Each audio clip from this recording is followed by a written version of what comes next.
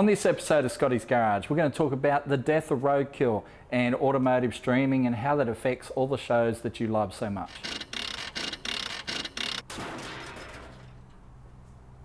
Hey guys, and welcome back to Scotty's Garage. Even though we're not actually in Scotty's Garage, yes, we're in the Carnage Workshop, but the Utes here, so I figure I'd do one of my tales from the tailgate from the actual tailgate rather than try and do it at home where there's no tailgate on the wagon. Anyway, so you've all heard the news. Roadkill has been cancelled, which is terrible news. So cheers to those guys. It is, it's not great. I mean, Roadkill definitely made an impact on the industry, you know what I mean? When you go back to the whole start of that, YouTube was just, as Freiburger likes to describe it, 2-minute cat videos and stuff like that. And he's not far wrong. He's got a great video on his channel actually, and he's really kicked up his YouTube channel in the recent months, and I guess we all know now. We know why that's happened, but yeah, so before that, before the advent of Roadkill, yeah, YouTube was predominantly short form videos, and YouTube knew this, and that's why they paid certain creative companies out there. I think they picked like 20 creative companies in the US, maybe some in Europe as well. They had $100 million to spend. They picked 20 companies, gave them $5 million each, pretty much. It's my understanding. But yeah, they said, go out and create. We want long form videos. We want something, 25 to 40 minutes. And that's what they did. And it created something amazing. It's funny actually, going back around this time, I was having a conversation with Gup from Power Cruise, and Gup's a very smart businessman. People don't give him the credit that he deserves in that regard. That we were having a cruise around Summernats I think we were in his Tesla or something, and cruising around Summernats in a Tesla of all fucking things. Sorry, excuse my language, but yeah, it was kind of surreal. And we were talking about YouTube and videos and stuff like that, and he said, well, I've hired the experts and I've talked to all the experts about the subject matter, and they reckon anything over 2.5 minutes is a waste of time. And I said, well, no, I don't agree, because I've already started doing longer form stuff on Scotty's Garage. Remember, Scotty's Garage has been around since 2006, and I'd started doing my 13s for 1300 project. Some of those videos were 15-20 minutes long, and people loved them, and I said that to Gup, and he said, yeah, but this is what the experts tell me. And I said, well, there's this show that's just come out in the States called Roadkill, and it's pretty amazing, and they're all like 30 minutes long, and they are killing it right now. And that made him sort of think a little bit differently. And it's funny that Gup's cars actually ended up on Roadkill at a later date, which was quite interesting.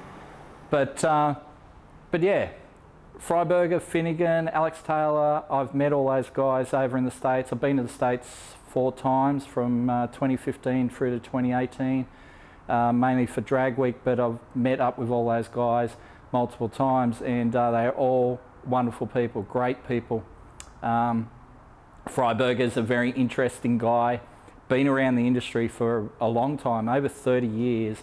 He's been the editor of Carcraft and Hot Rod magazine, which were 2 of the American, modified car Bibles, and he's an interesting guy. He's a hard guy to get a conversation out of when you first meet him.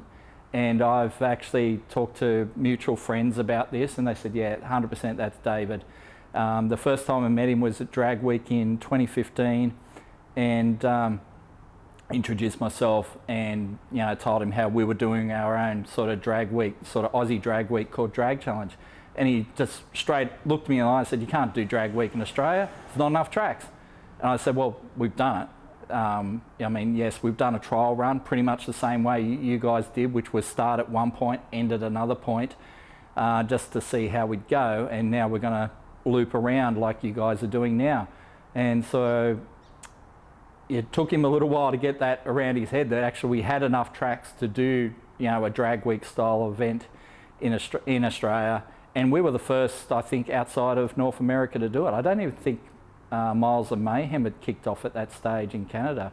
I think it was us. I think Street Week in Sweden kicked off around a similar sort of time. But yeah, I'm pretty sure we were the first outside of North America to do a drag and drive type event. And that was kind of cool. And afterwards, at some of the drag weeks, he was like, "It's like, I'm glad you guys didn't call it, Aussie Drag Week or something like that. You went with a different name." And we were very cognizant of that at the time.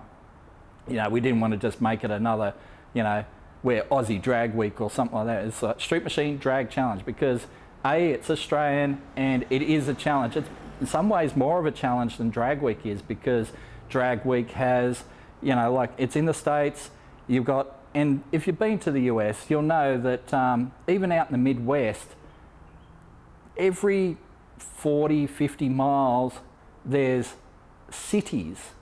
All right, we would call them certainly cities here. Over there, they would call them towns.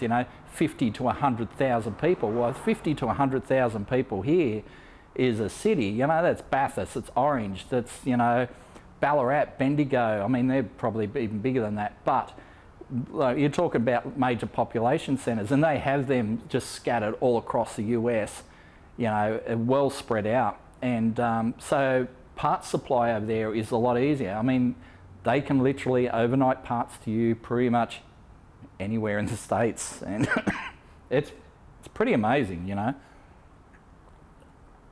So, sorry, I got a little bit off track there, but yeah, Freiburger, really nice guy, very interesting to talk to, super knowledgeable and super smart, but he's not going to be, and this is something I guess we should talk about too, is how extreme fans can be, because this is something he brought up in his video the other day too, is like he loves how passionate fans are about Roadkill, and they were so angry with him personally when Roadkill went behind a paywall, and I understand where he's coming from, because I've had fans yell at me about things that have happened on Carnage, on Drag Challenge, or in just Street Machine in general. I get people, going off at me about things that happen in Street Machine where, I won't say little to do with Street Machine. Like, Street Machine's still my employer, but, the magazine is a different deal to the video side of the business, and then the event side of the business, obviously I have some input there with Drag Challenge and that, but I don't pick the cars that go into the magazine. I have no say in that at all, but I still cop it, because of the association. And Freiburger was the same. The fact that they'd taken Roadkill and put it behind a paywall with all the other cool titles that just came up with, it really hurt him that he got accused of being a sellout and that sort of thing, when he's a genuine car guy, probably pick the most car guy that and he is more of a car guy. I mean, he lives and breathes cars. He's constantly buying and selling cars and coming up with new projects. He's that guy, and he's just on the go all the time. And you just need to follow him on social media and YouTube and that, and just see how much stuff he puts out on a daily basis to realise that this guy is busier than any person that you know. So, yeah, that's Freiburger. He's a cool dude. He came up with the Drag Week concept. We've basically borrowed the One Lap of America format, which was One Lap America was, they drove street circuit cars around to circuits, and they'd do one lap and go around in a loop like that. Well, Drag Week was the same sort of deal, just with drag racing, and what a cool concept it's been. It's spawned over 30 drag and drive events in the States, and drag and drive events all across, Europe, Australia. It's been pretty amazing, so I don't think there's any drag and drives in Asia yet, which would be cool, but wow, I don't know. Excuse me, let me have a drink. So yeah, that's Freiburger. Finnegan, nicest guy in the world, super nice. I sat there and had conversations with Mike a couple of times at Drag Week and at the Zip Tie Drags and stuff like that after. I think it was probably 2017. I stayed a little bit longer after drag week, and they were having a zip tie drags event after drag week, sort of like the weekend after. That's how busy these guys were. They did drag week and boom, they're straight into another event. Over here, we'd never do that. We're so exhausted after drag challenge, we wouldn't think of doing another event straight after. But these guys were there, and they had Freiburger, Finnegan, Dulcich, all there signing stuff. The lines were amazing, watching these guys line up, you know, hundreds of people line up to get stuff signed, and they were getting everything signed, from body parts to car parts and everything in between. It was very reminiscent of watching, I went to a few Brocky signings back in the day when I was, you know, with Street Commodores, and you'd be there at an event where Brocky would be at the table signing his stuff, and he would be there until the last person. Like, the dude was a legend in so many ways, and when it came to signing stuff, Brocky would sign anything and everything. And that's what these guys were like. They were signing car doors, they were signing glove boxes, they were signing personal memorabilia, body parts. It was all getting signed. What I did find very interesting actually at that event was the personal security they had there at the time. Now, I've not been to a V8 supercar signing in recent years or anything like that, so I don't know what they have there. But over there, they had some very big dudes shadowing Freiburger, Finnegan and Dulcich around. Actually, I had a conversation with Mike out at the track and I told him I had some Street Machine magazines with, you know, blasphemy in it. And he's like, oh man, I'd love to see them. I said, dude, I'll give them to you. I'll come and find you later. So later on, I went and got out of my hire car and went to walk over to Finnegan to give them to him while he was walking from the signing area over to the track, and this mountain stood in my way, and I'm like, whoa, where did you come from? And he's just put his hand out like this, and then you just hear Finnegan behind him go, no, he's okay, yeah, dude, are they the mags? He's like, oh, mate, can you just go put them in blasphemy for me? And I went, yep, sure, no worries.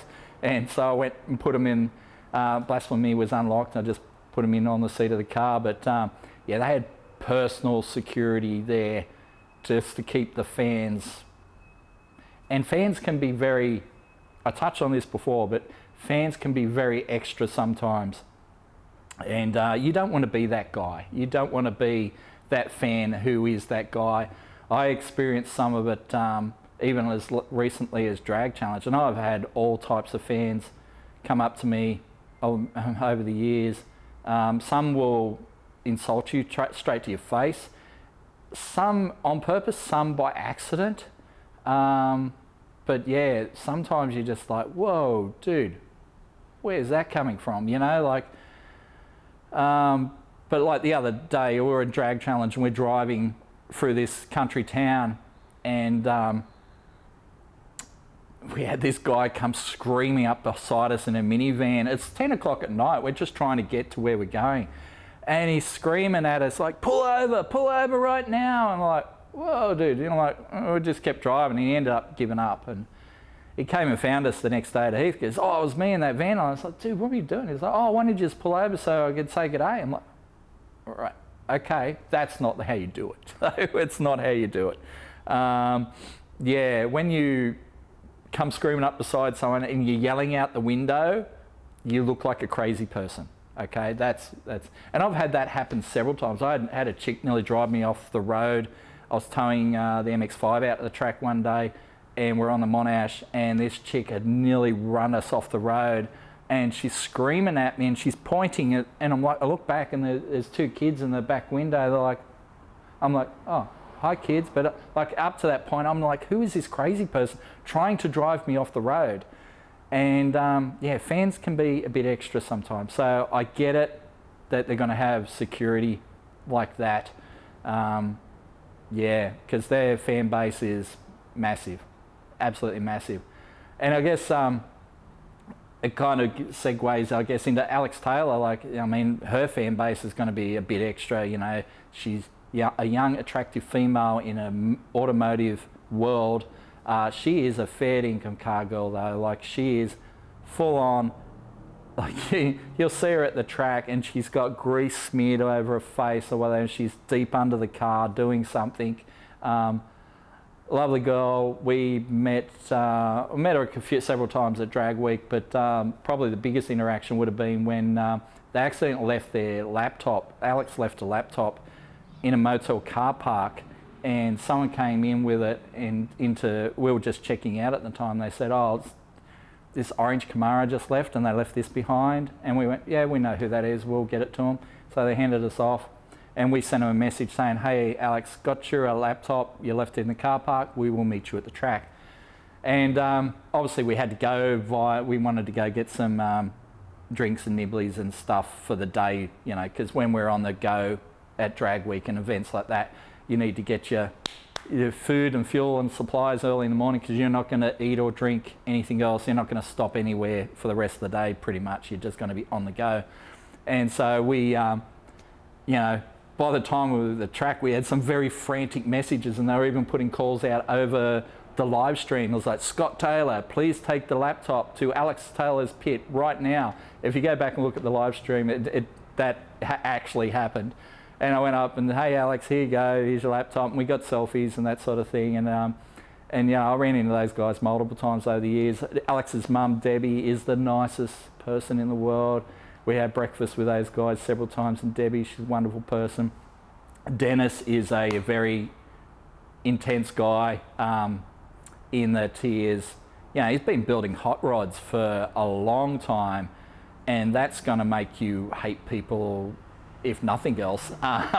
So he's not a guy that's going to just let you into his life straight up, but you know, yeah, cool dude, very capable. It's actually interesting to see that, like, a few times when we were in the States at Drag Week, and say there was a female racer that we wanted to talk to and get get some information for captions for the story later on in Street Machine.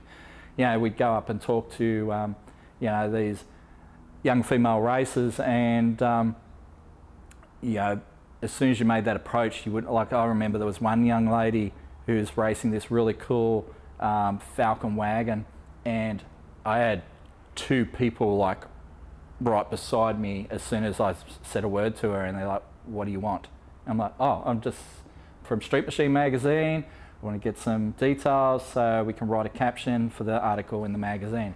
After that, they backed off, but they were very protective. And I guess as a father, I would be protective of my daughter or siblings at the track, and very much a male-dominated area. And as I said, you know, fans can be extra sometimes, and some guys are going to be a little bit extra with the females, and they really don't need to be. You know, no one's going to fall in love with you at the track at first sight, put it that way. I mean, look at Alex's boyfriend, Nick. You know, seems like a great guy. I don't think I've met Nick in person. If I did, I don't remember.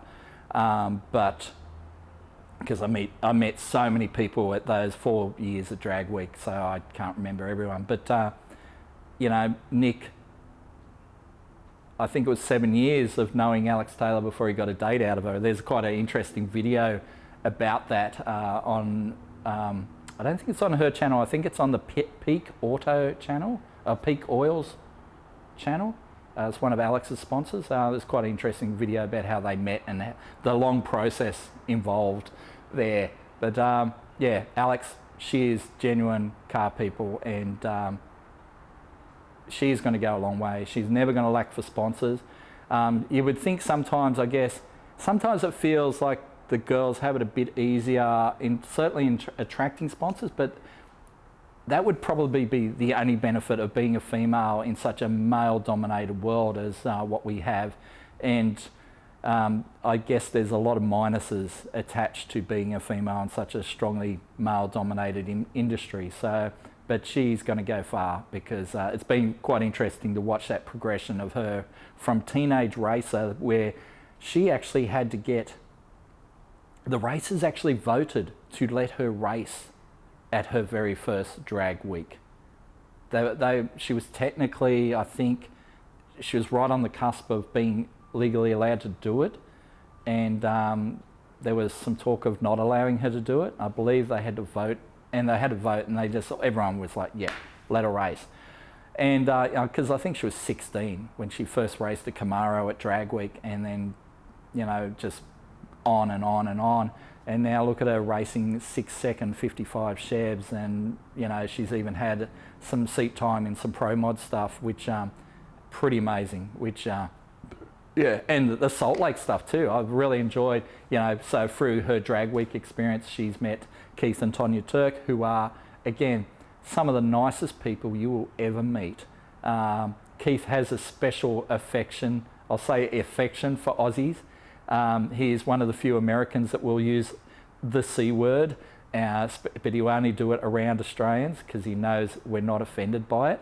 But Keith is a special individual. He's a great guy and a serious guy in that he used to train US Army helicopter attack pilots, basically, like for, I believe, definitely Apaches, probably Cobras as well, but gunship training and stuff like that is my understanding. So he's a serious dude. He is a very rule-orientated dude because, again, he's heavily involved in the land speed racing stuff in the States, and all those rule books are written in blood, and same with pilot training.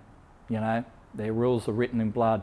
And so, as a guy, you could not ask for a better guy to have strapping you into a race car. And I almost had tears in my eyes when I'm watching Keith strap Alex into their land speed Camaro and sending her off down the track. And I thought, wow, that to me, that was pretty amazing, and it was very cool. Yeah, Keith and Tonya, wonderful people.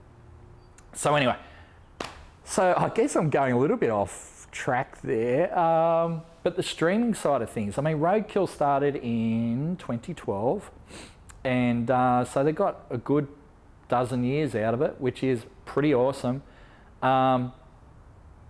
They did some amazing videos, and I guess as an Australian, and I'm going to sympathise with you other Australians about this, that we got locked out of Roadkill after it got put behind the paywall of Motortrend on demand, and we all accepted that. We all went, okay, it costs money, and I'll get into that in a sec, but this stuff costs money, so sure, I don't mind paying for it because it's awesome content. But then, the whole Discovery thing, when Discovery Channel bought into the whole deal, and they geo-locked a lot of the content because, Discovery had obviously had deals with, Foxtel down under and other places in other continents and stuff like that. So you're kind of at that point where you're just like, well, we just couldn't watch it anymore. Even if you tried to log in with an American credit card and stuff like that, it just, and using VPNs and stuff, it just didn't work. So they lost a lot of fans internationally because of that. Did that cause their demise? Some people would say yes, but I don't think so. The parent company apparently is $41 billion in debt now. So I know some of that debt's been shuffled over from other companies. That's the way the Americans do it. They see something going down, and so they overload.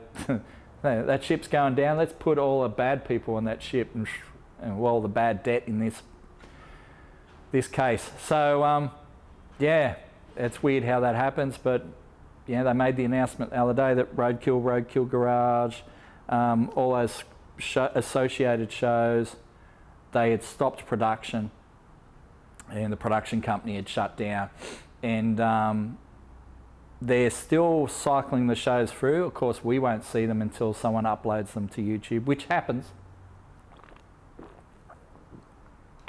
Yeah, that certainly happens, and so we have been able to see some of the more recent shows on YouTube because people have been pirating them and putting them up online.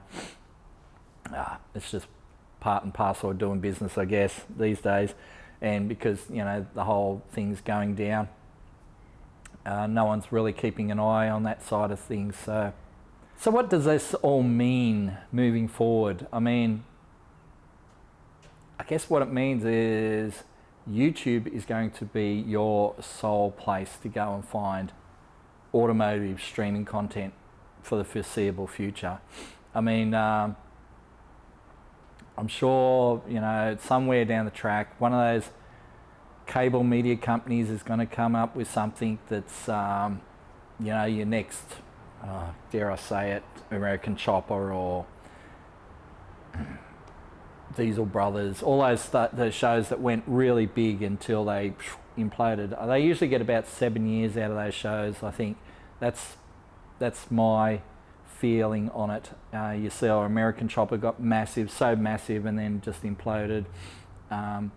Gas Monkey Garage, all that sort of stuff. But the problem is, I guess they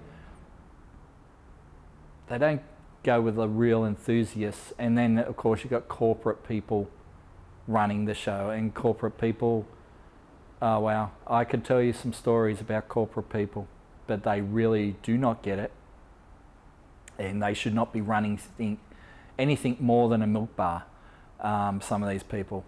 But yeah, somehow someone's put them in charge of billions of dollars, and yeah, they're not the people to decide what me and you want to watch. You know, me and you, I mean, I would love to have done a Roadkill here in Australia. And I, back in the days when I was doing Scotty's Garage, I wanted to do something like that, but never had the budget. By the time Roadkill had come along, Roadkill was fantastic. And then when we started Carnage, the idea was be, you know, our own sort of roadkilly type deal. But I said, we can't do Roadkill. This is what the conversation I had at the time was, we can't do Roadkill. And besides the fact that even at the start of Roadkill, the people that wanted us to do it, well, they're like, oh, why can't you do it? I'm like, well, for starters, you're seeing two guys in front of a camera and you're thinking that's all it is. There's a whole production team. I mean, they had the end credits after each episode and a whole string of people involved. And I'm like, there's your production team and there's where your money is. You know, but even if it is just two guys and a cameraman, there's still food, fuel, accommodation on all those trips. They're doing these road trips off to, you know, whoop whoop, and it costs money to do these things. All this stuff costs money, and then that's not even counting when you're buying cars and car parts to go on them. Sure, you got sponsors picking up the bill in some of these respects, but it gets real expensive real fast.